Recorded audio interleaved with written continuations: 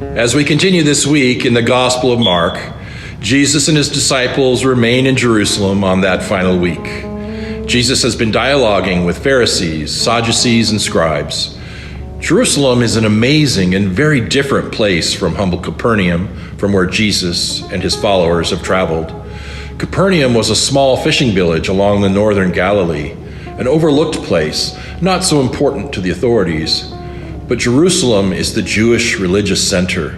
The Jewish substate is in the depths of its collaboration with Caesar and the Roman Empire. The temple, which should be respected and revered as a holy place and a center of justice for all peoples, has been compromised as the religious authorities of Judaism provide legitimacy to Roman imperial rule. It is recorded in Mark chapter 13. As he came out of the temple, one of his disciples said to him, "Look, teacher, what large stones and what large buildings." Then Jesus asked him, "Do you see these great buildings? Not one stone will be left here upon another. All will be thrown down."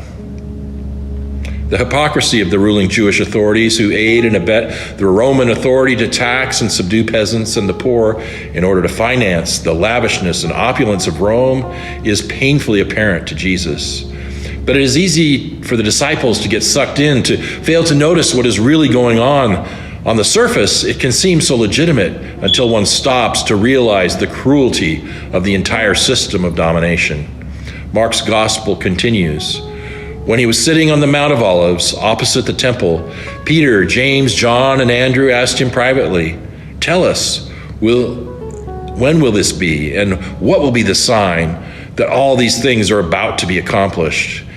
In tumultuous times such as those we live in today, it is tempting to see the end times in the daily events that surround us. But Jesus counseled his followers to wait in faithfulness. Mark's gospel records that then Jesus began to say to them, "Beware that no one lead you astray. Many will come in my name and say, 'I am he,' and they will lead many astray. When you hear of wars and rumors of wars, do not be alarmed. This must take place, but the end is still to come. For nation will rise against nation and kingdom against kingdom. There will be earthquakes in various places. There will be famines. This is but the beginning of the birth pangs." What meaning can we take from these passages? Where is your true hope, if not in Jesus? This Sunday in Community of Christ, we invite you to join us in worship as we wait in faithfulness.